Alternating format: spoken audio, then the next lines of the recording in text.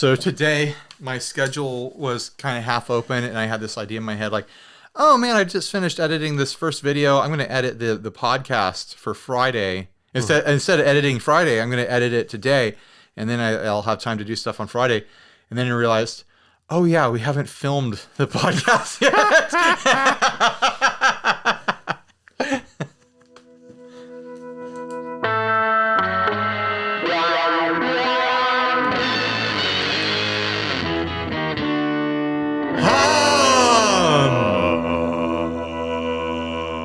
I tried to match your energy from previous intros, and then you went classic with it. I know. Oh man, you tricked me, Steve.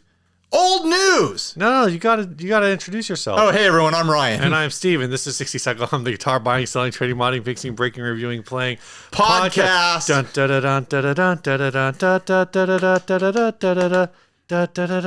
This is the Rocky theme. No, you're doing it really well. Yeah, everyone can tell.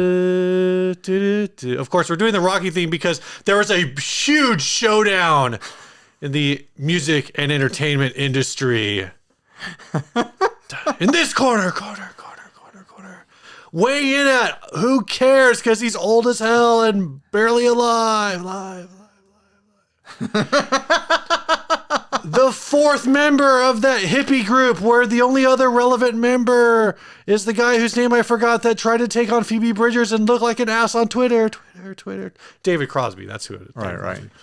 This is a really long intro to the topic, Steve. In old news this episode, it was fresh news when we recorded this, but it's being published. And in this two weeks later, Neil Young versus Joe Rogan.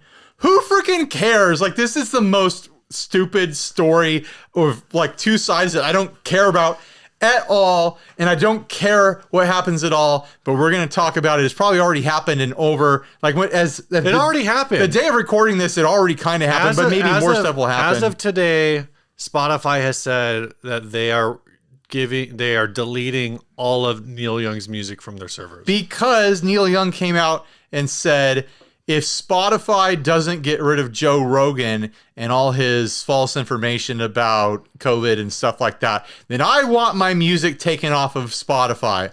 And I'm just like, get rid of them both. Why not both? Get rid of them both. I don't care. Like, this is what Neil Young said. I am doing this because Spotify is spreading fake information about vaccines, potentially causing death to those who believe the disinformation being spread by them.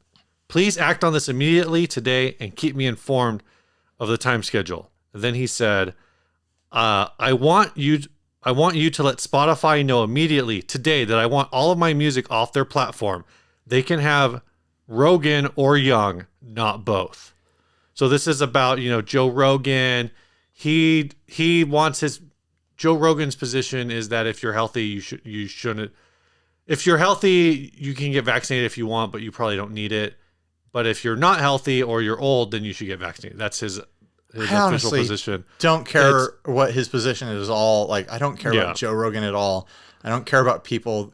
Well, I don't care about the opinions of people that like him at all. Hey Ryan, have you ever tried MDMA? What's the drug he always does? It's not MDMA. He's on mixed martial arts. Is that the drug he's on? That's a MMA.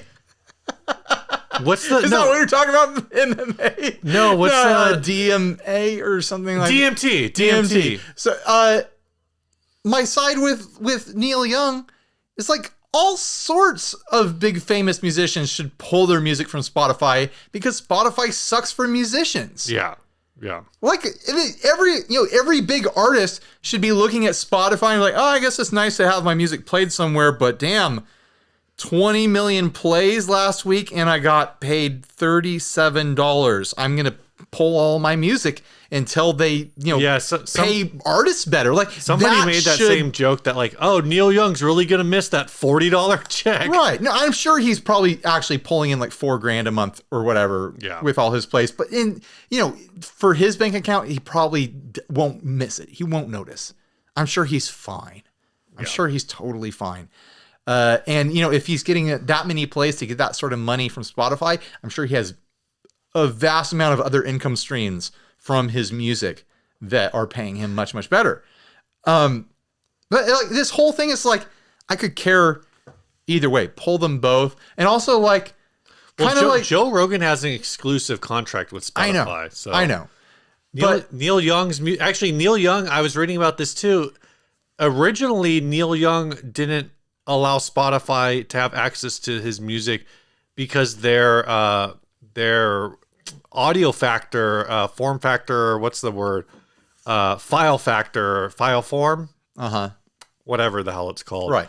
Was like file format wasn't good enough. Like it wasn't a high quality, like a high enough quality. So he was like, he wanted his music basically to be available as like lossless or whatever. Most people are listening on their phone speaker, Neil. It's going to be okay. So, well, I guess you can go to his website and listen to all of his music in like high fidelity, like whatever format that he prefers. Sure. So there's always going to, there should always be sources of music that gives you the, whatever format that you want, whatever quality that you want. But online streaming services is never going to provide that. Because they need to, have their servers not overheat and melt. Yeah. What was the show that Joe Rogan was on? Was it like Newsweek or News Radio? Was he on News Radio? I don't know if he was on News Radio, but I know that he was on Fear Factor. Yeah, he was the host for Fear Factor. Was he on News Radio? I think it was News Radio. It was one of those like 90s sitcoms. Huh. I don't know. I don't know if he was on that. Yeah. And also I keep seeing people be like, oh, Joe Rogan's just a comedian. He's never made me laugh. Jeez.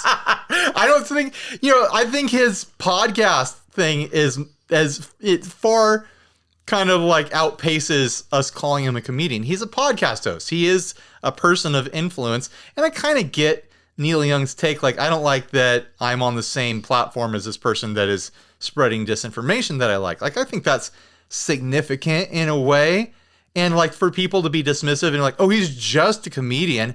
Is he really though? Like this other thing that he does, it's not really comedy. It's an interview show. It's not really comedy, and it has a much greater influence than his comedy ever has. Oh, I'm sure, and ever will. I think he is, if not the number one like podcaster on the planet, like he's definitely in the top 5. Sure.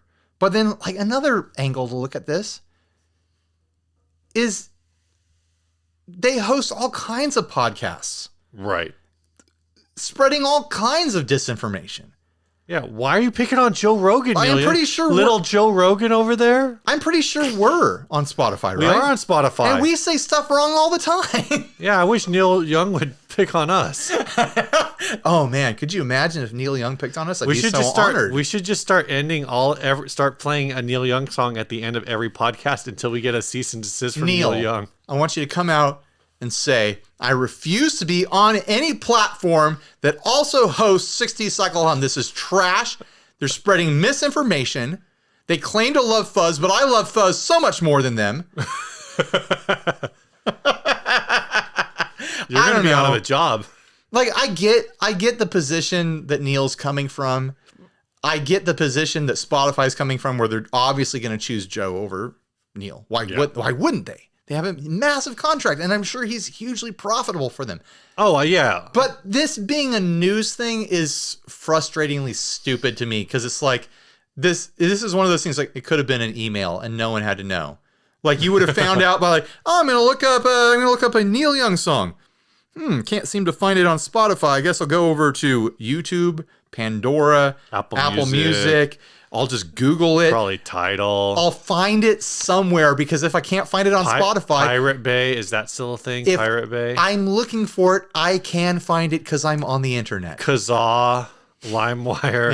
Yeah. The problem with looking for Neil Young songs on LimeWire is sometimes you get Leonard Skinner songs instead, and that's just a troubling mix-up. That's not the mix-up you want to have. I remember that era of peer-to-peer file sharing, where it's like, my thing was like, I was always trying to find new Weird Al songs I hadn't heard. And what people were doing during that time is they would take any song that was remotely humorous and just tag it Weird Al. Oh yeah. And so I'd be like, oh, here's a long file name that says Weird Al in it. I'll download this, and it'll be some like person you've never heard of before recording in their bathroom with a Tascam tape recorder, singing awful things about awful stuff. Oh my gosh! And it's like, this is not Weird Al. You can't just say Weird Al because you think it's funny, because it's not what I'm looking for. I never found one of those, but I'm pretty sure for a while, I thought Dr. Demento and Weird Al were the same person because of right. I mean, they're closely associated. They are associated, but like right. Things like that. There was one track. I wish I could remember what it was. That was like, I feel like who are the crank callers? Jerky Boys. Was it Jerky? I think Jerky Boy stuff would get labeled as Weird Al sometimes. Yeah, totally. There was another one that Roy D. Mercer. That's what I was thinking of. Right, Roy D. Mercer stuff would get labeled as Weird Al. A wild time. Yeah. My dad got into like peer-to-peer like downloading stuff for a while. He'd sit on his laptop and like download songs, and he'd be playing some song, and he'd be like, "Oh yeah, this is my favorite Stevie Ray Vaughan song." I'm like, Dad, like, this is Jimi Hendrix. Like, what? You were alive when these songs came out. You heard them come out on the radio.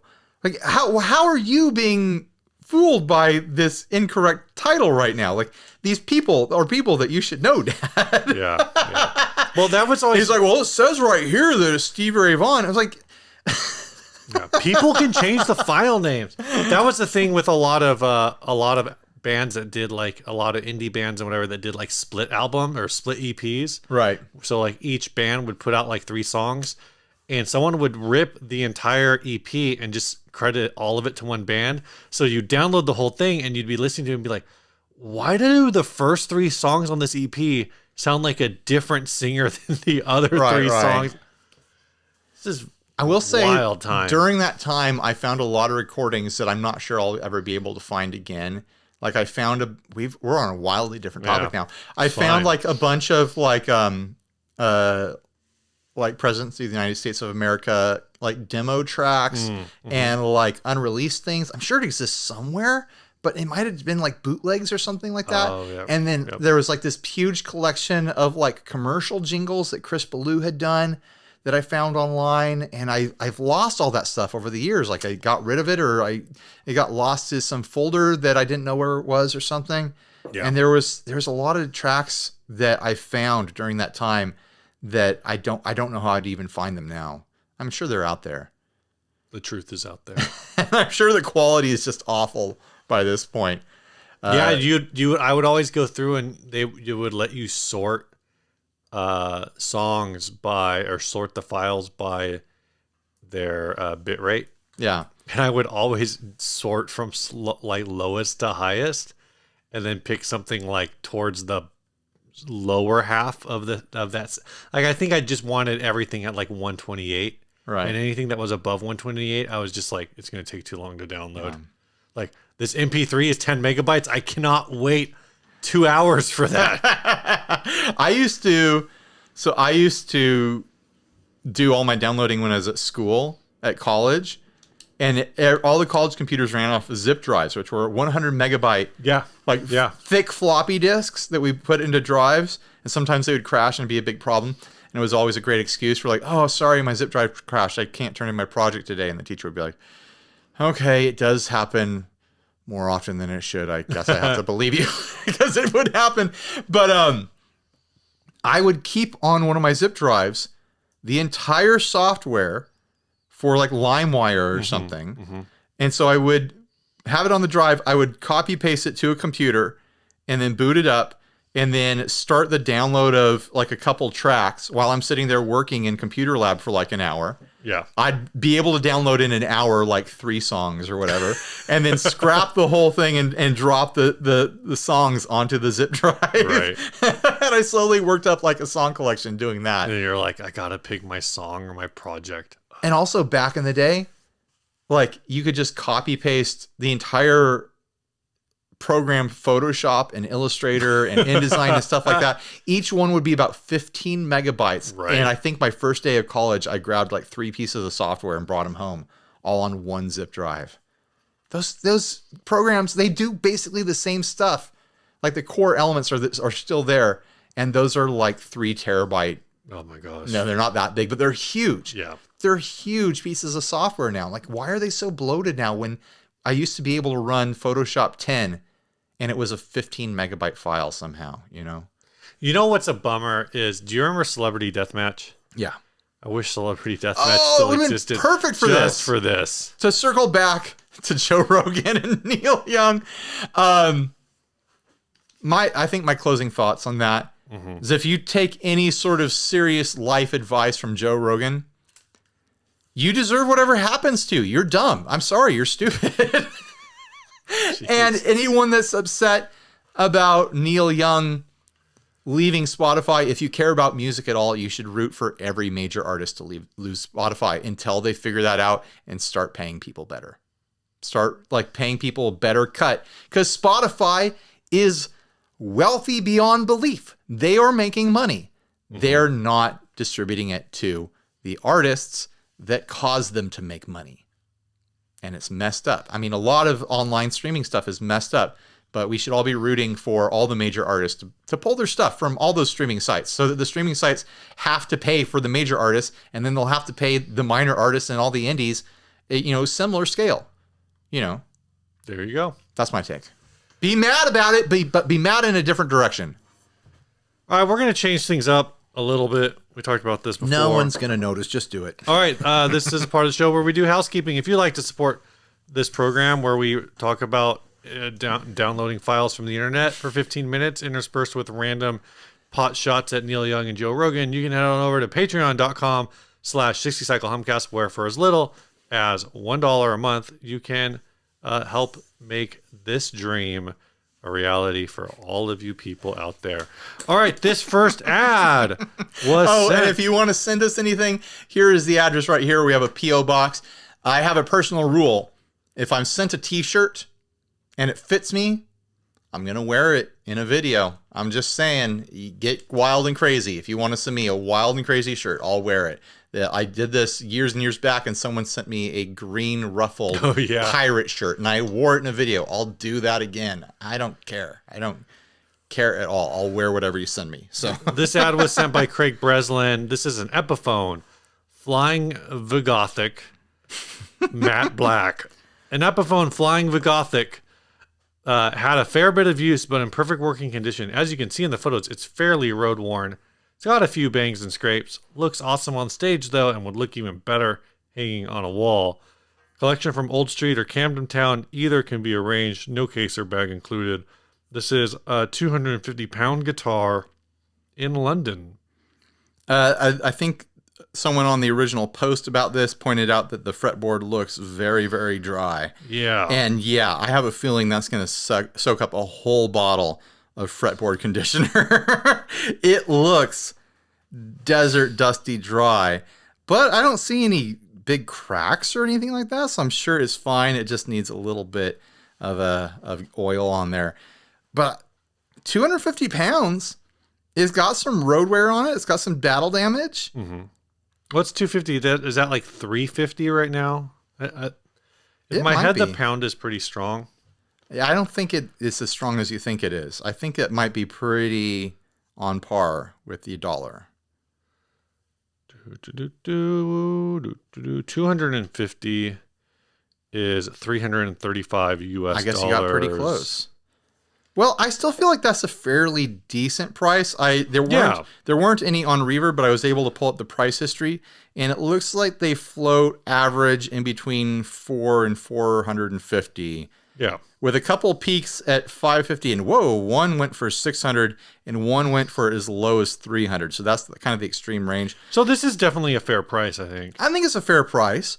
I always looked at these like, yeah, it's a gothic matte black Flying V, but in reality, it's a few couple easy component swaps away from looking however the hell you want it to look. The biggest thing that I know a lot of people like about these ones is that they don't have any inlays, and Yeah. some people really like that. I think it's a really fun, clean look. Like, you don't have to treat it like a gothic sort of like dark, spooky instrument. It's a flying V. I heard if you play anything other than like Bauhaus and The Cure on one of these guitars, you'll die. Like, all you have to do is swap the pick guard for a white pick guard, and you're like 80% of the way there towards a classic looking flying V. Yeah. But I look you'd have to rename this model the Epiphone Lenny Kravitz V. If this was local and it was $250, not 320 pounds or whatever, for $250, I'd be looking at it, you know. And you know, you could still negotiate. Yeah. If you're in Pound Town. Jeez. Is that what we'll call it from now on? Pound Town? Yes, the entire United Kingdom is now Pound Town. Pound Town. Jeez. I hope that sticks. Louise. Everyone who listens to the Guitar Nerds podcast, go over there and start calling it Pound Town. Don't tell them why. Just be like, hey, how's things going on over there in Pound Town? First we're calling it the squid. Now it's Pound Town. But you know, like, you get a peek of the wood there, and it looks like decent mahogany. Oh yeah, I'm sure it is. And like, you could strip this. Where'd that weapon go? You had that weapon from last episode. It's back here. Put it back there. That weapon pick. Oh no, not the weapon pick. The weapon that you were gonna lock in, and the friggin' Sharpie. I was gonna say, you could take a Sharpie and fix this real quick. But I'm saying, like, it looks like there's like some decent looking mahogany under there. You could strip the paint off this. Weren't these like $500 originally? No, probably maybe not. I'm guessing they were probably 600, maybe $699. That's my guess. Be nice if I could spell Epiphone. Epiphany. I mean, the current Gibson Epiphone Flying V's are $900. But that's not this one. Epiphone Goth 58. Is this the same one? Oh, that has a Floyd Rose? What? Yeah. No, I think that this could be a candidate for stripping the paint off the body, and you get yourself a really attractive looking mahogany Flying V, and change the hardware, whatever you want. I'm just looking at this like it's mod bait for sure. They don't have a picture of the lower side of the horn or of the wing. I'm wondering if it has that skid guard foam piece on it. I don't know if I'm familiar with that. It's a little thing that's on the lower wing of the, so you can put it on your leg and it keeps it from sliding off your leg.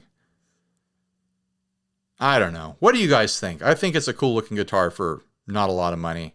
Someone's going to get it. Yeah. Somebody should get it. It does say does have rubber grip strip on underside of body. It does. There you go. And apparently there was a version with the Floyd Rose, but this one isn't that one. This one's the hardtail. All right, you want to do a sponsor? Yeah, this episode This episode is brought to you by Big Ear Pedals. They got something new coming out real soon. I think this week. So go follow them on all their socials. Make sure you subscribe to this YouTube channel and various other channels that are likely going to cover this brand new. I have heard that this brand new thing, which has been very hush hush, I heard it might revolutionize the pedal industry. What? That's the rumor. Are you saying that this will fulfill the prophecy?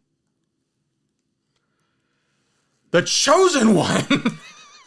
Oh, gosh. Finally, the pedal to fulfill the pedal prophecy. Oh my gosh. No, we still don't know what it is. We still haven't opened our boxes, but it's been promised to us that it's going to blow our little brains at the back of our little heads and out our little ears. Gross. And dribble down our little noses onto our little lips and chins, because it's just going to melt every part of our brains. So be on the lookout for this hot new product from Big Ear Pedals. Thanks for sponsoring us, guys. Hey, what's new, man? What's new? My beard is getting so long. You guys see how big and beautiful my beard is? I don't know. I don't have anything new. I got a question for you. Uh-huh. Have you seen the episode of Book of Boba Fett that came out today? Oh, you mean the one that came out 2 weeks ago? Recording day, yeah. No, I have not seen it. I've been seeing people talk about it. Have you seen it already? Yeah, I watched it this morning. You watched it this morning before you went to work? Yeah. Damn, dude. Well, because I knew I was coming here, so I was like, when I go home. You watched it this morning because you knew you were coming here. Yeah.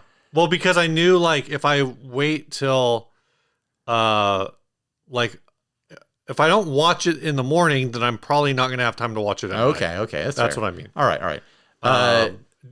Famously, I have been critical of Boba Fett, and I was critical of The Mandalorian. Mm-hmm. There's a lot of people saying this episode is good and great. Andy Ferris said that it's got wizards going on. No, there's a line in there where one of the characters says something about like, "Oh, that's wizard," and I think that was a throwback to like something from like episode 1. All right, like Star Wars, Phantom Menace, where like one of the little kids says like, "Oh, that's wizard." I guess that's what somebody said. All right. So you're saying that it's not good, that it won't change my mind about anything. This is what I think about this, and I'll try to do this in a way that's not spoilery. Okay. I think this episode is fine. All right. It's just fine. This is fine. And I think the fact that everybody thinks this episode is good really just goes to show how much this show is bad. It is pretty bad. What I've seen so far is pretty bad. Now, here is my challenge, I'll say. There are some individually, like, very cringe, George Lucas-y elements of the fact that, like, the people who get cybernetic body modifications are called the mods and ride around in space Vespas. So that's very George Lucas writing. The episode I watched last week had like Matrix techno music going on, like 1990s style. Oh, here's like techno cyberpunk music, guys, and it was so distracting. And it's like it was weird. It was not a good fit for a Star Wars property. And there's all sorts of moments like that through this show and Mandalorian that have just they seem out of place. Very out of place, and like I'm fine with Star Wars growing and becoming something different, but I feel like this is the wrong direction. I kind of feel like I actually think there are elements of Book of Boba Fett where if you tried to make the same argument that you made with Mandalorian, like, oh, it's a space western, I actually think there are certain episodes or parts of certain episodes that are better space western than Mandalorian was. The same arguments. I also think that the people who, I suspect that if the people who are watching Book of Boba Fett right now and say, man, this is rough, go back and watch the first 5 episodes of Mandalorian, they're going to be like, oh yeah. There were episodes of Mandalorian where I legitimately was like, this might as well be an episode of Xena the Warrior Princess. The way this is written and acted, the way the background actors are acting, the way the sets are put together. Like, this is like 90s mid-Saturday camp. Yeah. You know, mid-Saturday broadcast TV camp going on here. Why are people gaga over this when it's like this show has a humongous budget? Yeah. With one of the biggest media companies ever to exist putting their full back behind it, and it's like, this is the best take you got. Mm-hmm. This is the best like background actors that you could get. Like, you're spending so much money on computer graphics and puppets and all that stuff. The way it looks is amazing, but the acting and the writing is garbage. And why? It doesn't have to be. So I'll just say this This world is full of talented writers and actors. Like, why aren't you hiring them? Well, the people that they're getting to direct these things. You know, this is it's Jon Favreau, it's Dave Filoni, it's the guys who, you know, saved franchises, and right. You know, Dave Filoni is the guy who wrote I think he wrote like a bunch of Clone Wars. Like, are they all that stuff. Are they intentionally making it bad? Like, what is the excuse? Like, I don't get it. Like, honestly, my favorite part of each episode is the concept art during the credits. Right. I usually skip that part. I look at the concept art and I'm like, this is concept art for a rad freaking show. Yeah. This is the show I want to watch. I just want to watch this concept art. Like, I would buy a book of that concept art. And they deliver those scenes. But man, the acting and the writing is so distracting to me. So I'll just throw this out. The acting and writing in this episode probably isn't any better than it's ever been. And my thought about halfway through this episode was that this episode to me was and I'm sure they'll figure out a way to tie it all together because they always do. But at least at this moment, I felt like this episode was a signal from the makers of the show that they know this show sucks. Sure. Like, they winked at the camera. No, they just full on said, like, this show is so bad that we have to do something totally different. And you know what? Like, that's all I'm going to say because I feel like I'm on the verge of, like, ruining it. Sure. Star Trek Discovery, like the first season of Discovery, took itself incredibly seriously. Yeah. When it was corny. Like, there was a lot of corny stuff going on, but it tried to take itself deadly serious. By the second season, like, there was all this, like, looking at the camera sort of moments where it's like, we know what we're doing. We know this is camp. We know this is unbelievable, stupid, silly stuff wrapped up in a really slick package. But there was this feeling of, like, they're aware of it. Yeah. And they're working with it in that direction. They're being intentional with it versus just like, no, this is excellent. This is the best Star Trek there's ever been. Where, like, a lot of people were like, this is Star Wars being saved. They're saving Star Wars right now. It's like, this is really poor quality, guys. It's not what you think it is. It's the holiday special, just with a with a shinier package. I don't know if it, you know, it has moments that are very holiday special. I don't want to talk about this anymore. So I want to actually, like, say things about. I know you don't want to spoil it for me, but honestly, it's not gonna. I don't care if it's spoiled for me. Spoil it. All right. This episode would have been a great first episode of Mandalorian season 3. Okay.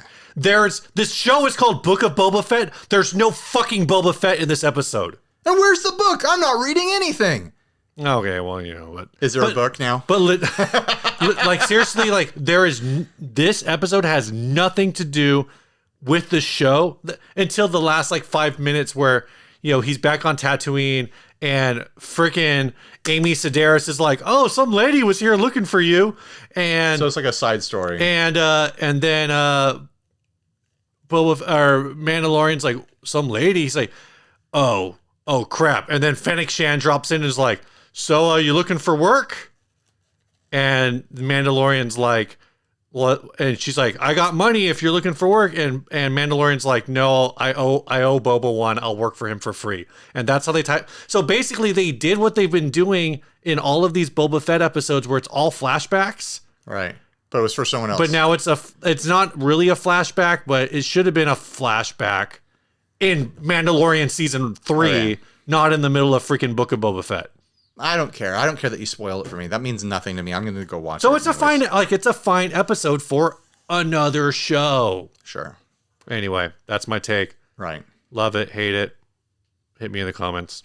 I'll read it, I promise. I had another hot take in my head about it, and it's gone now. I don't really care. The Western thing. So everyone uses it's a Western as a defense. Like, that's supposed to mean something. Like, I get that it has themes, like Western themes throughout Mandalorian and Boba Fett. I get it. But I think the people who are using that defense think that saying it's a Western means that it's good because Westerns are good. As a fan of Westerns, the vast majority of Westerns suck. Oh, yeah. They're trash. And saying it's a Western is not covering up anything about its quality. There are Westerns that are art. These shows are not the Westerns that are art. These are the Westerns that are trash. Sometimes they can be very fun trash, but they're not art. I'll say that. Jeez. All right, let's do our guitar show. Yeah, so this guitar was sent to us by Nick Orman. This is a vintage Carvin project. We just lost more subscribers than we've ever lost because of me trashing on Mandalorian. $430. This is like a 1970s, I think, Carvin. And let's see, it says Carvin Guitar Project. I believe this guitar to be from the late 70s, 80s, but I'm not entirely sure. Pickups have been changed. We are control cavity plate is not original. Face of the headstock is badly scratched, as you can see. Back of the headstock has a crack that needs to be re-glued, several scratches, etc. Here and there, as you would expect. No case, but will be packed to ensure safe delivery. What happened here? So this is what's wild to me I originally saw this and I looked at the pictures in the order that basically in the order that you see them right here that I put them, that I captured them. And thank you for smelling that out, Steve. Like the Mandalorian captures all those bounties. So I'm looking at this and I go, okay, first photo, $430. Like, that doesn't look too bad. Close up of the pickups and whatever. Oh, that might be a DiMarzio. That's cool. Looks okay. Gonna have to replacement pick guard's kind of gonna be tricky, but that's fine. Mm-hmm. Headstock. Headstocks. No, I look at this. I'm like, that's. No, I look at the headstock and I'm like, what happened? Something bad happened to this guitar because that's like intentional scratching. Yeah, I just feel like intentional damage. Someone was a jerk to this guitar, but that's I think I could make that. I could figure something out with that. That's fine. Have to get a nut. Back of the body looks pretty very good. Clean on the back of the body. Yeah. Then I get to that neck break.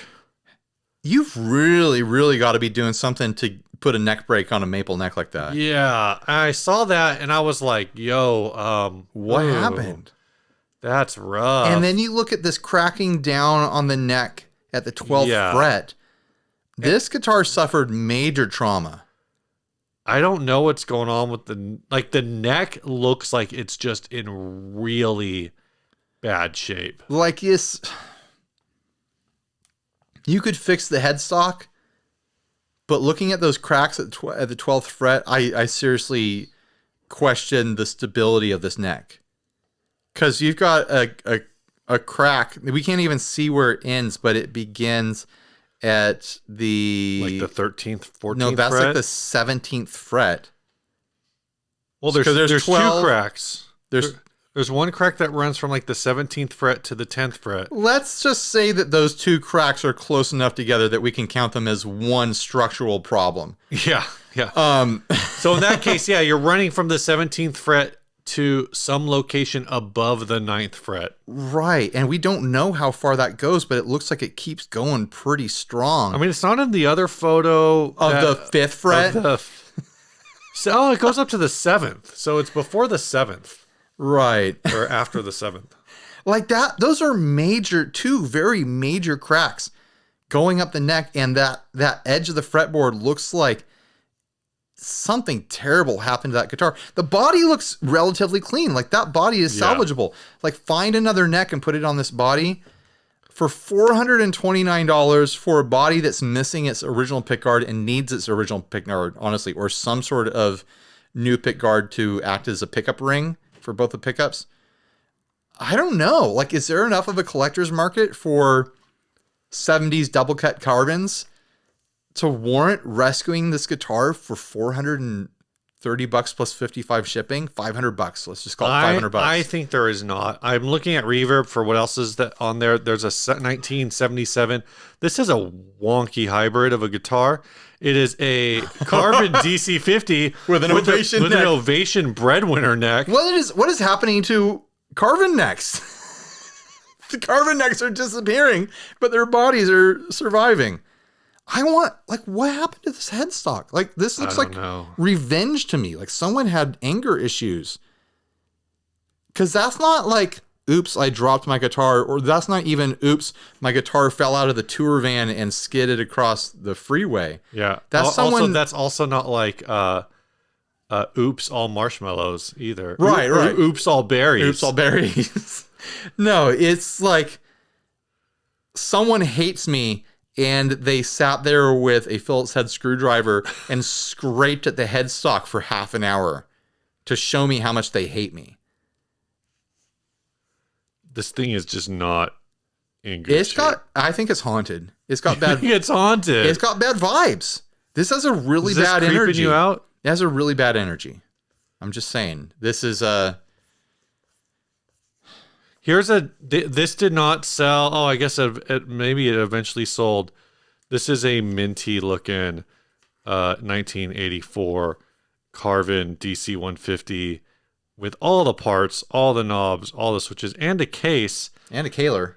And a Kaler, and that one went for $835. And it's a neck through. This is a bolt-on. So I think here's one that's more similar. It says it went for $1,000 or best offer. I don't know. But that one's minty. This thing, I don't know if this can be repaired. Maybe someone wants that body, or they want the pickups, which is totally possible. But for $430 plus 55 shipping, just to get the pickups, I bet you can buy just the pickups off of eBay if you watch long enough. That's rough. They're gonna have to. I honestly believe they're gonna have to lower their price to keep that guitar in the ecosystem of guitars, because there's just too much going on with that neck to even consider a salvage project at this point. Do you ever think when you see something like this, you said, someone's really got to want that body. Right. Do you ever think someone should just Someone's their really entire gotta ad, want that body. That ad listing should just be like the lyrics to Rod Stewart's "Do You Think I'm Sexy?" If you want my body, cause my neck is broken. Oh no! Come on by or tell me so. Oh jeez, that felt dark. Well, this has a broken neck. Talking about the guitar, Ryan. Carvin Vintage DC 150 Keanu Reeves special. Not Keanu Reeves. Christopher Reeves? Christopher now Reeves. It's dark. If I had not mangled the joke, it would have landed really dark, and now it just feels terrible. Now it's worse. It's way worse.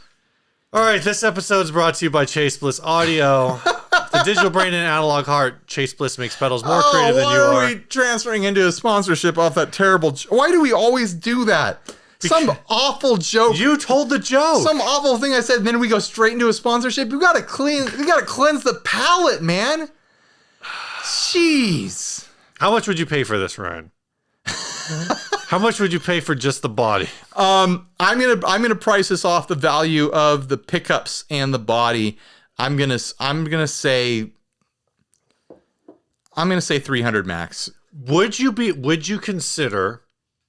I mean, I guess that bridge is kind of unique hardware too, so maybe someone is looking for that bridge. So maybe 325. Apparently, there are 8 offers on this. Would you consider, when you make your offer, you say, "Hey, I'm willing to offer 325.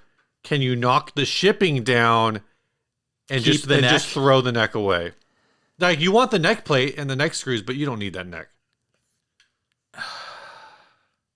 Yeah, keep the neck, because I'm not going to do the work to save it. I'll put a totally different neck on this. Yeah, for sure. I think for 325, this is a fun body and pickup setup as a project starter, and you find a neck that's got the same heel dimensions, and you're ready to go. You could probably find a vintage Carvin neck somewhere. I've got that neck that I've got on the Epiphone SL that's cased away. I've got that arrow head neck. That would look really good on this. If it fit, yeah, for sure. If it fit. There's got to be a neck that would fit on this. So for, 325, pickups and hardware included, keep the neck to yourself. Don't ship that. And I could sign off on that as being a good project starter. You feel better about this now? I feel better now. Thank you, Steve. All right, this episode is also brought to you by Chase Bliss Audio. With the digital brain and analog heart, Chase Bliss makes pedals more creative than you are. And better looking. I've seen you. I've been hearing a lot of people talk about the Dark World lately. Yeah, the Dark World is really, really fun and really, really great. It's 6 reverbs in one, plus all the thousands of options you can get into with the dip switches on the back.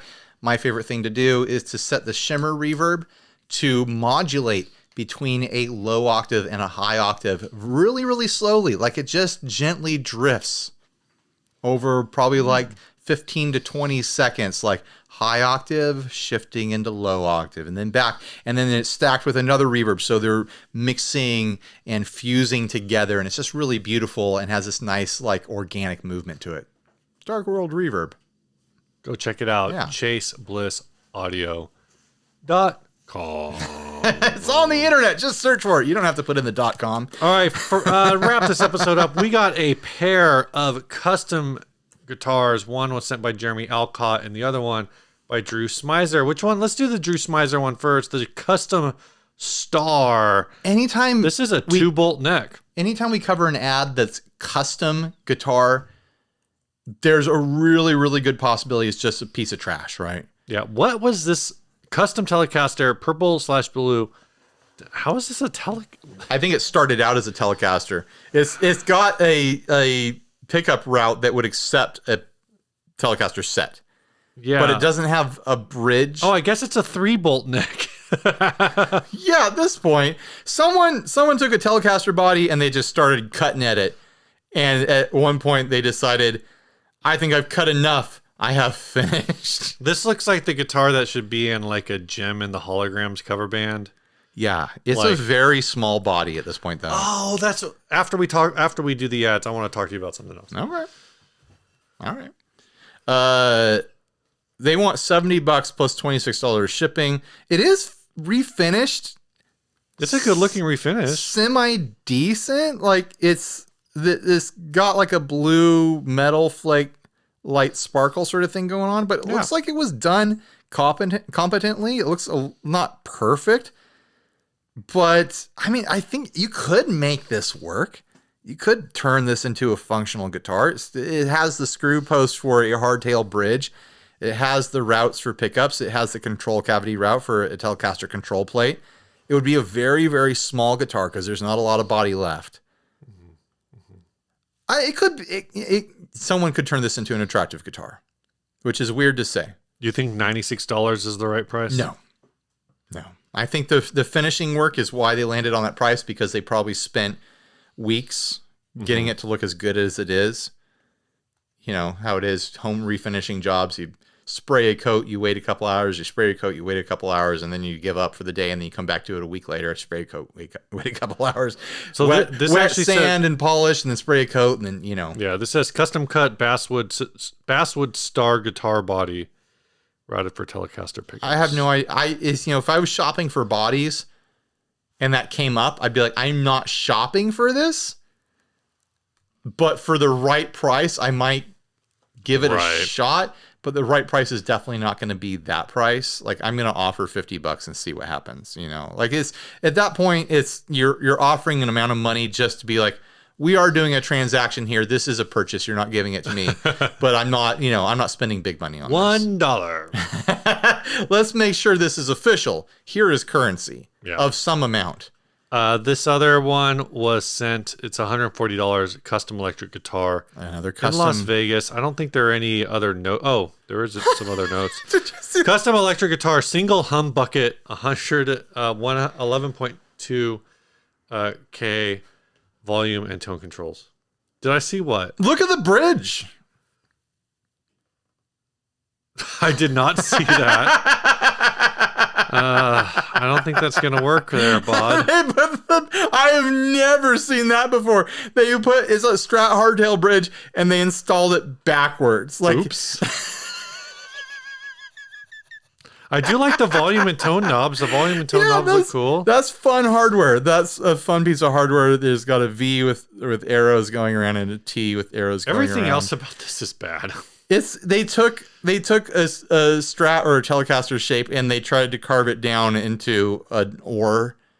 It's like if a V didn't have wings. It's a flying A. But short. It's really short. Like it's a canoe paddle. That's all it is. I do kind of like the pairing with the Flying V headstock, though. I'm a fan of that, or the Marauder headstock, or whatever model guitar that came off of.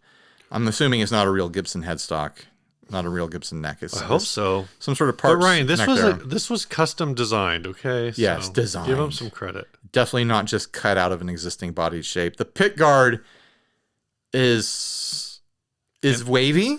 Is it an accident? There's wavy lays, there's ruffles, the chips, and you get a normal chip and you're like, oh, this chip is perfect for like taking a photo of a chip and like, here's a good example of like a really good potato chip. This pickguard is the green and brown chip you found at the bottom of the bag. And I was like, I don't know if I even want to eat it. This is wavy in a way that a pickguard's not supposed to be wavy. Not a fan. Not a fan. This was not designed. It was put together. It just happened. $140, $15 shipping. No, this is a giveaway. You hand this to someone and say, I'm done.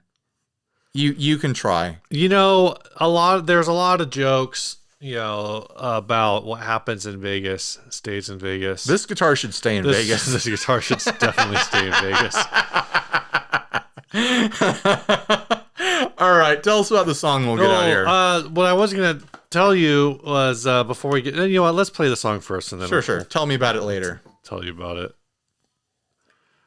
This is sent by Coach Schneider. He says, since I was able to retire to Nashville on all the money I made being Ryan's personal electrician, I've joined a band. This is Night Tides, the brainchild of your friend and mine, Ryan Poole. This is the newest single. I wish I could tell you all the gear stats, but I don't know them all. But I do know I recorded the bass with my first generation PV Fury through a Kemper. That's the bass that got me to chase down a PV Fury. Or not the PV Fury, sorry, the PV... the TT20. Yeah, there you go. I knew that wasn't right, but I couldn't remember what it was. But that pickup install became the Fury. Sure. And we used a preset that is actually like a Fender Deluxe 1, I think. It's streaming at all of the places as of January 2022. That's where we are now, January 2022. So this song is Night Tides. It's called Time. I got to accept some cookies. And then I got to continue the website. And then I got to push play.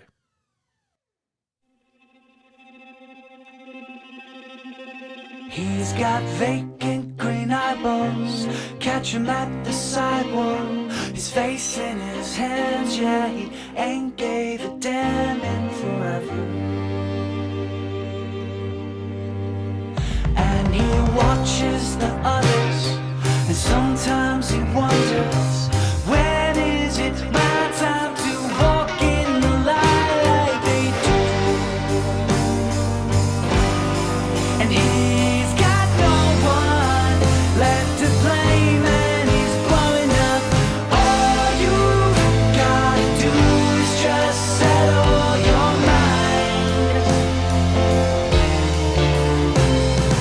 Will you find a way back to take back your life? You tried to climb up, but keep falling through. Everyone's got demons, but boy, who's got you? All you gotta do is just settle your mind.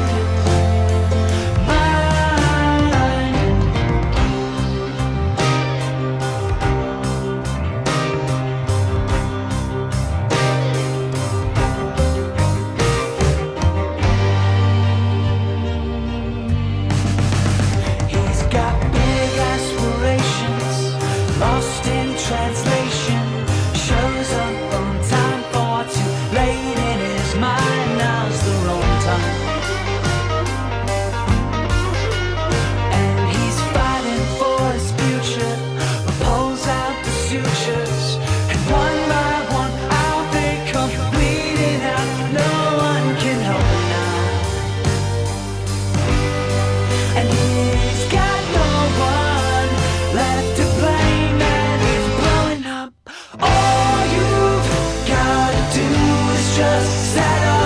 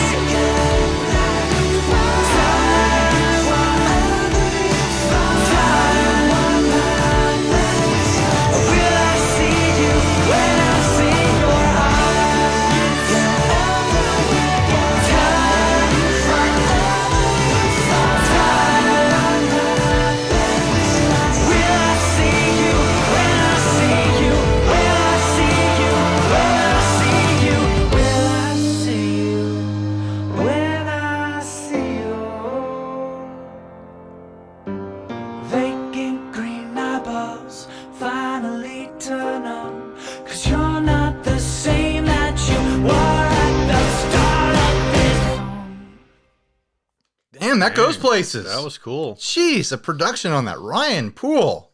Holy hell, dude. I knew you were good, but that was amazing. Jeez. I mean, some really heavy classic influences floating around in there. Like, Yeah. it's like got the strong period piece kind of vibe, but it kind of shifts from like a 60s period piece to like a 70s period piece and a little bit of 80s mixed in Yeah, there. that was a lot of fun. There's a lot going on there. You should be proud, Ryan. That was a good track. It was kind of making me want to go listen to a band that I listened to a lot in the late 90s, early 2000s. It kind of had a similar vibe. I think it was the style of the vocals too was lending a lot to it, but there was a band called Owsley. Oh yeah, you talked about them. Owsley was the touring guitarist for Shania Twain, I think. Oh, weird. And he came out and he did his own album, and it was like this really fun kind of like alternative power pop kind of rock sort of thing. That was a really great album. Wait, does that mean he's Canadian? Had a couple A. songs that got some radio play on it, but look up Owsley if you guys liked that. I think it in my mind it travels in a similar kind of like vibe. Was I just saying similar? What is that? All right, so what else did you want to say, Steve, before we end the show? We don't. I mean, we can. Oh, whatever. All right. I've been watching Smash, Oh, you've been watching Smash. and I don't know. Maybe you realize this. Smash is just like 8 hours of Saturday Night Live. Saturday morning action. Yeah, Yeah, it's yeah. an 8 hour long Saturday Night Live sketch. I know. But it's Kyle Mooney who is like probably at least on the show is the most avant-garde of them. Oh, okay. So it's off the rails in a very Right. I like No, it. I think it's done very well. Yeah. Have you watched the whole thing or just most of it? No, I think I have. I think I'm on the last episode. Oh, okay. So you know to not say shut up. Oh yeah, Thank you for not saying shut up this episode, Steve. yeah. All right. Bye, everyone. It's very mean. Stay grounded. Don't say shut up and stay grounded.